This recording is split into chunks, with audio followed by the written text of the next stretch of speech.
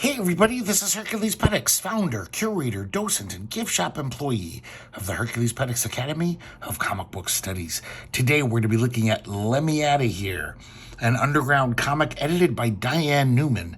And after reading this last night, I wish Diane Noomin edited more stuff.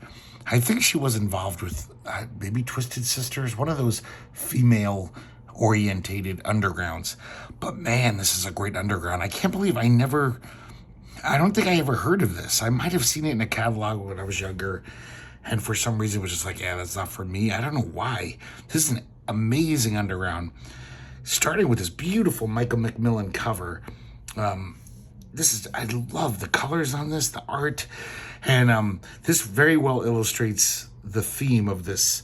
It's a growing up inside the American dream, and this is basically, all these hippies who created the underground comics. They all grew up in like Leave It to Beaver, Ozzie and Harriet, suburban America. And so it was all these cartoonists reminiscing about growing up, in that time. And I like this. This guy's escaping suburbia because like most people who grew up there, you want to escape when you're a certain age. You're like, this is not for me. But man, great cover and really great lineup of artists. We start off with Robert Armstrong, just a funny gag strip about these two kids. I assume one of them's young Robert. And one of these friends is kind of like bullies the other.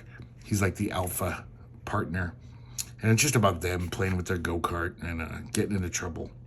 But it's great. I love Robert Armstrong's work. And it's pretty funny. And this came out in 1978. I didn't mention that. So we start off with a beautiful Bill Griffith story, Is There Life After Levittown? And Bill Griffith grew up in Levittown, basically the first suburban tract home community in America. And it's in the early 50s. And it just kind of shows us what it was like growing up in Levittown, a very conformist place. All the houses looked exactly the same. And it's an autobiography story. It's young Bill Griffith, and I guess he didn't fit in. He was a rebel, and he was always getting in trouble, always kind of, rebelling against the system, against the teachers, and they would just go around vandalizing shit, going into the sewers. I love this scene where they go into the sewer, a storm pipe, and they find all of these like naked lady pictures taped up, and they're like, whoa, jackpot. And then as they're about to leave, they see this dude who's got his like pants off and he's masturbating to the pictures. That's his little secret masturbation place. So they run away, and he yells at them. Bill Griffith was terrible. I mean, in school, he like cut off the teacher's tie right in front of everyone. The teacher breaks a ruler over his head. Bill Griffith is just, I love his stuff. It's so funny. And there's a lot of great anecdotes in here just about growing up this way. He was a very imaginative kid. He would stay up in his room pretending he was the captain of a ship.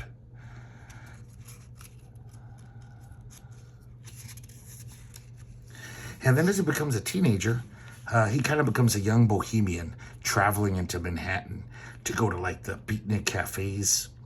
So it was like he was ready to be a hippie before there were hippies.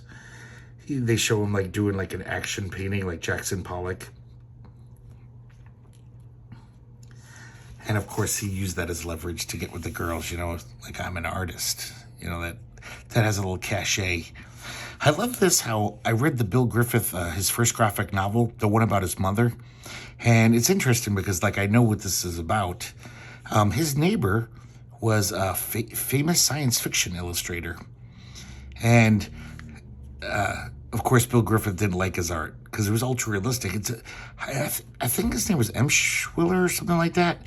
He was an amazing artist, but, very photorealistic. And Bill Griffith's criticizing him here, this little young snot. He's like, oh, it's not spontaneous, because he wants him to, I guess, do abstract painting and stuff. He tries to get a job, doesn't fit in at all because he's a rebel. And he returns home years later, and he said the trees had finally grown in. Because when Levittown, it was just like an instant community. They built it really quick. And so they were just little saplings when he was a little boy. But now the trees have grown in. And he says, Levittown never looked better. And I don't know if that's just about the beautiful trees now, or if maybe he's grown a little older and kind of has fond memories of growing up in such an idyllic place. I mean, if you're if you're a white person, I guess. Levittown is also famous for not letting blacks and Jews live there. Treasure Island Days by R. Crumb. This is just a great R. Crumb story, very atypical. Just kind of a sweet story about him growing up with his brothers Charles and Jesse and his sister, and they were fascinated by pirates. And of course, Charles, if you know anything about the Crumb family, Charles was like the ringleader. He kind of ordered his little brothers around, and they all loved to do whatever he wanted. And it's just them like making this fake pirate ship out of a refrigerator box and, you know, getting into little pirate hijinks. And so they decided to bury this treasure. And but then they forgot where they buried it when they tried to, find it again. And so they're kind of bummed because they put these valuable coins in them. Just typical beautiful Crumb art. Such a good illustrator. Oh, this is great. Really nice, meaty Aileen Kaminsky Crumb comic. Oh, camp so dear. And this is about her reminiscing about being at summer camp. And just like fitting in with the girls and just the little power politics that teenage girls play with each other. Really well observed. Aileen Kaminsky Crumb is so good at that kind of stuff, just autobio. Of course, the art's a little crude. That's what Aileen Kaminsky Crumb does. It's so interesting how her art is perfect for her stories, even though it's not pretty art. It's not you'd be like, ooh, I would love to have this on my wall, a painting like this. But just nobody could illustrate her stories in any other way. She couldn't even. It just makes me laugh the way she draws this kind of ugly style. And it's just, like I said, it's so well observed. Just talking about all the way teenage girls talk to each other. And, of course, courting. There's this dance and, all the girls try to hook up with the cute boy.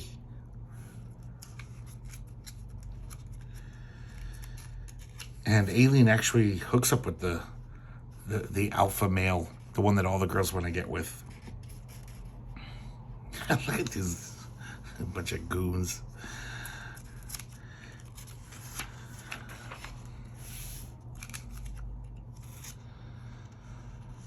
Just the fashions and everything. And then Aileen starts dating this black guy. And she knows her father's a horrible racist.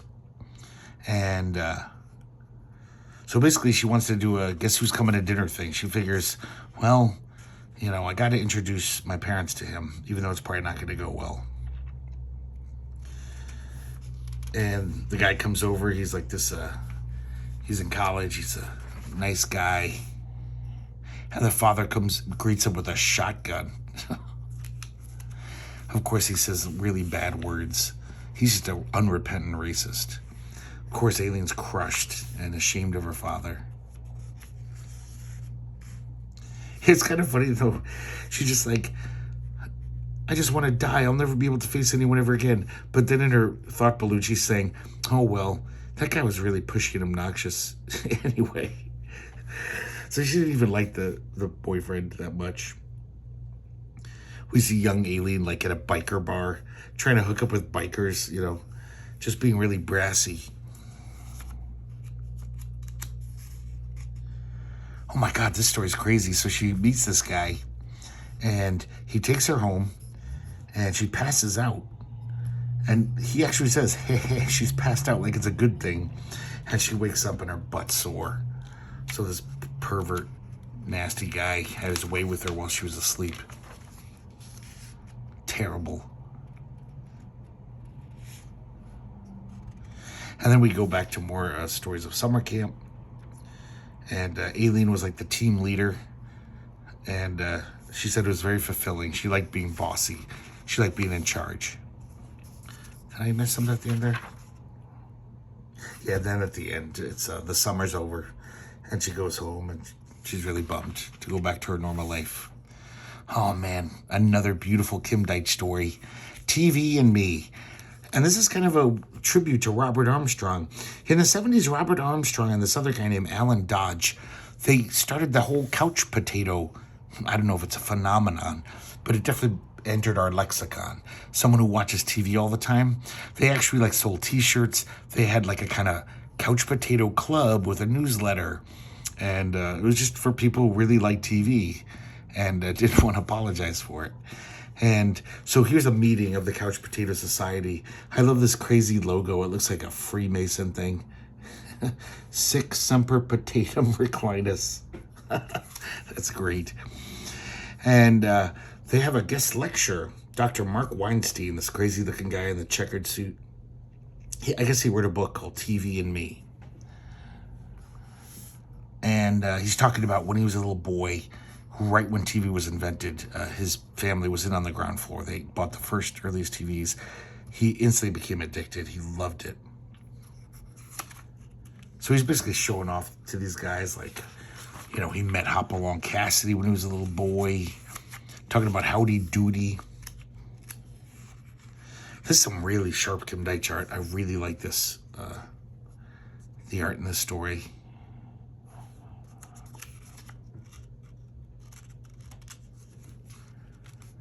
And so he's talking about all the children's shows other than Howdy Doody. Well, actually, the audience members bring it up. They're like, what about that guy? My friend in Chicago knew about this guy. He was Garfield Goose, King of the United States. He was a puppet that was mute. And his prime minister, this dude, would, the show's MC, he would like translate and talk to the kids. And then show old Fleischer Brothers cartoons. And the TV and Me author keeps going on about all the great shows during the live TV era, and all the audience guys keep giving him shit. It's like, what about that guy? Oh, you forgot to mention this. And then he brings up Amos and Andy, which was his favorite show. And there's a black guy there, and he gets pissed off. He says, that show is a bunch of racist shit. And then they start debating about it. And it's weird because I saw a documentary about this, and I actually thought the same thing myself. I watched old Amos and Andy shows, and they're funny as hell. And also, the thing that's amazing about them is, you know, in the radio show, it was blackface guys. The TV show was all African-American actors. So it was the only place where you'd see a black judge, a black policeman, because this is the 50s we're talking about. So every character had to be black. I guess they didn't want to have white and black people mixing. So that meant if the story needed the mayor, he'd be black.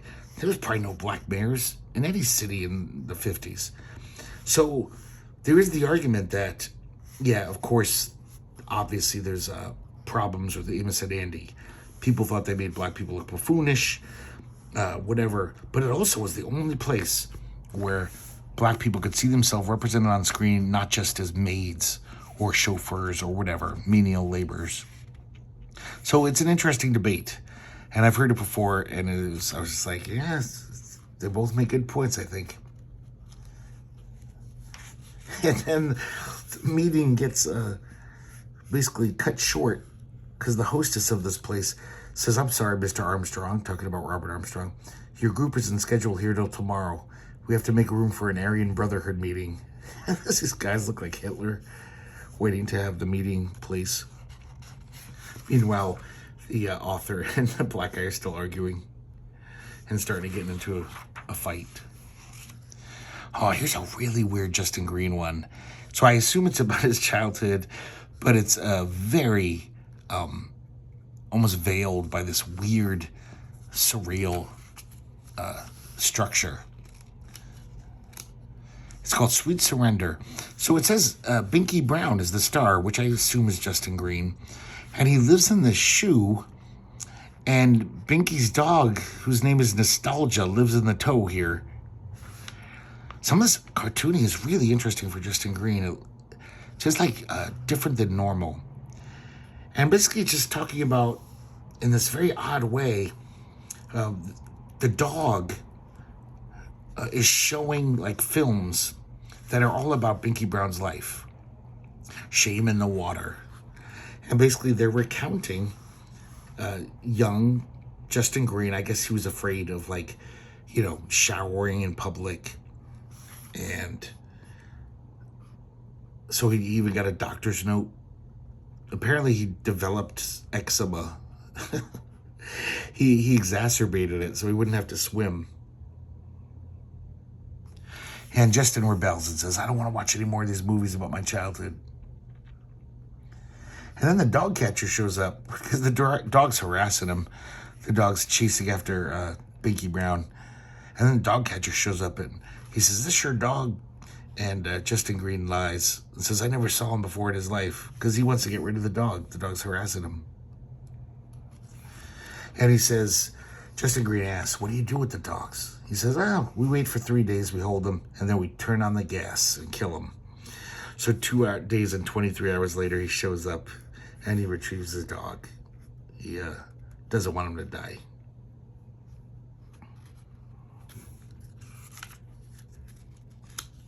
Very odd Justin Green story. I really like it, though. And now we have Diane Noomin doing one of her Dee Dee Glitz stories. I'd rather be doing something else. God, that's a great logo. Great little title there. And we see Dee Dee Glitz. And Dee Dee Glitz is a single mom. And here's her little bratty kid. And I guess she's going on a date. So Dee Dee's sister, who's kind of more of a hippie type, she's going to babysit. Dee Dee goes off with her boyfriend. I guess the aunt is into like meditation and she's like making the little girl do meditation. And then she starts telling her niece stories about growing up with, her sister, her mom. And of course, like most sisters, they argue and bicker.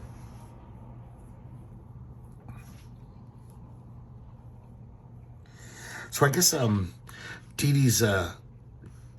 Dee and her sister, the father died in World War II. They were pretty young. And the mother turns to drink. She loses her job at the factory, goes through a rough patch. But then she straightens herself up, gets a job again. So I don't know if Dee Dee Glitz is kind of Diane Noomin, if this is kind of her veiled autobiography. I'm not sure. I kind of have a feeling it is, though. I get that vibe that she grew up during World War II. Her father died, and she grew up without a dad.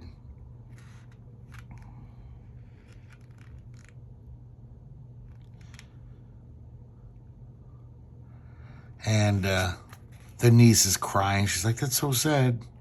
I do like how the aunt, the babysitting aunt, she has perfect 70s hair, like that Farrah Fawcett chicken curl or whatever it's called.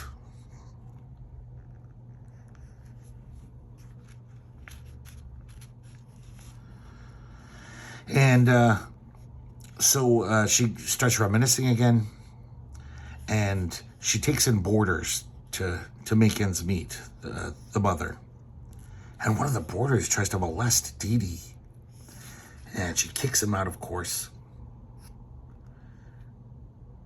Just a really good story about growing up in, suburban America.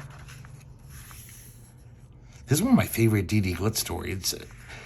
Dee Dee Glitz they're funny, but, it's basically the joke is about how shallow she is, and she's a consumerist, it's just like, just not that deep. But this is just a really good story about childhood, and we see Dee Dee growing up. She's masturbating to Elvis. She has a crush on Elvis.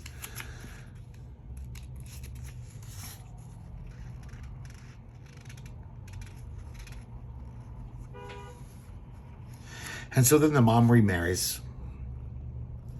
And we see Dee Dee get older, become an adult. And she goes off and becomes a bohemian.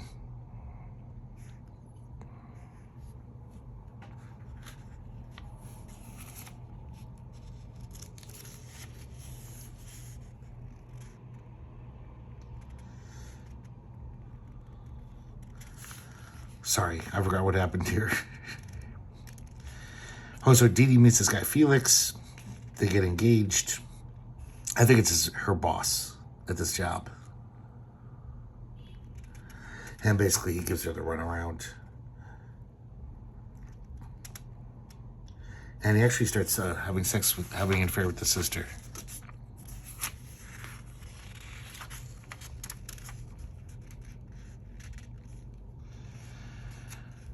Then later on, Dee Dee's the third wheel on this double date with this big fat slob. I just won't stop eating at the amusement park. God, some of these fashions are so crazy.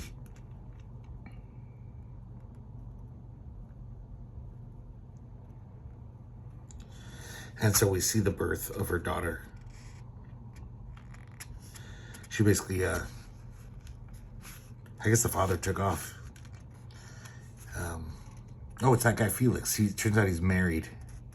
And so he's like, I can't leave my wife for you. Marry you. Okay, I messed up. The sister wasn't having an affair with Felix. It was some other woman. So then Dee Dee finally gets home. She has this great date.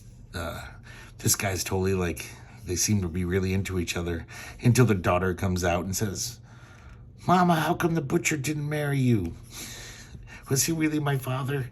And the guy's just like, oh, I didn't know a kid was part of the bargain. And kind of just like, see you later.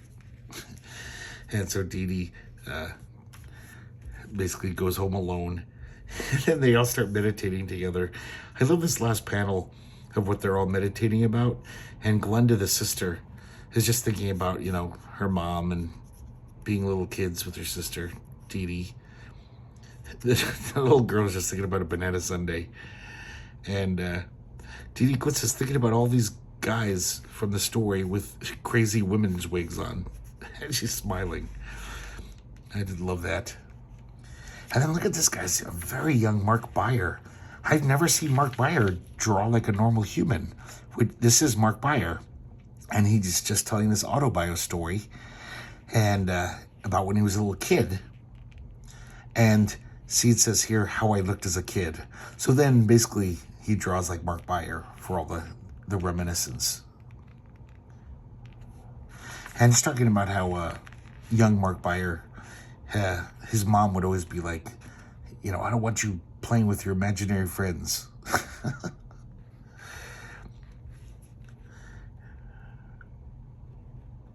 And of course he disobeys her. He's playing with these little houses. Very Mark Beyer, these house people. And then the mother says, get inside. And so he sees this face behind the radiator, a smiling face. It's so creepy. And he says, there's lots of people living in there. And he kind of yanks them out. And he says, I'm going to get even with Mom. And when he calls the mom in, they attack her. And I love how she says, your imaginary friends really scared me. I have faith when you grow older, you'll outgrow them. And so they're not really imaginary friends if she can see them, I guess. And then I love this last panel. Mark Beyer says, now that I'm older, I don't have any friends either, real or imaginary. And that's the end. So this is 78. I think Mark Beyer was still in like college then and still in art school. So this is a really nice, interesting piece. And then we have a beautiful painting by M.K. Brown on the back. And this is just her grade school picture from school at the Hindley School. Man, just these faces. I love them. She's fourth from the left. So there's M.K. Brown with her weird pinched-in little face. She's kind of an ugly little girl, I gotta say. I know it's mean, but man, I just love this beautiful painting. The colors and everything. Really nice. So there you go, guys. I highly recommend you hunt this down. This is one of the best undergrounds I've read in quite a while. I can't believe it wasn't even on my want list. I didn't even know about it. I must have read about it somewhere on the Comics Joint site, and for some reason, didn't pay it any mind. I was just like, I don't know what I was thinking, because this is all the heavy hitters of underground comics. Well, most of them. And just I really like the theme. I wish there was another one of these with other cartoonists talking about their childhoods too. Just a great underground anthology. Hope you guys like looking at it. I sure as hell loved reading it. I just got it this week. I went to the Excalibur Comics in Portland as a twice yearly sale, half off everything, all the back issues. And I scooped up a bunch of undergrounds. So at least for a few more weeks, I got some undergrounds to show off. But once again, guys, there's a note on the page. If any of you have doubles and you'd like to donate to the Herculespetix Academy, I really need undergrounds because I want to keep them as a regular part of this channel. At least, every 5 or 6 episodes, show off an underground. So, like I said, I have, plenty of undergrounds left, but YouTube won't let me show them. So on that note is a list of what I have. So I need the comics that aren't on that list. Fill in the holes, basically. And I have a pretty big underground collection. I have most of the key issues out there, but of course I'm missing some. I don't have them all. So hopefully if you can help out, that would be great. Contact me on my Gmail, which is in the notes or the comments or whatever, the notes for each episode. Thanks for watching, and hopefully I'll see you next time here at the Herculespetix Academy of Comic Book Studies.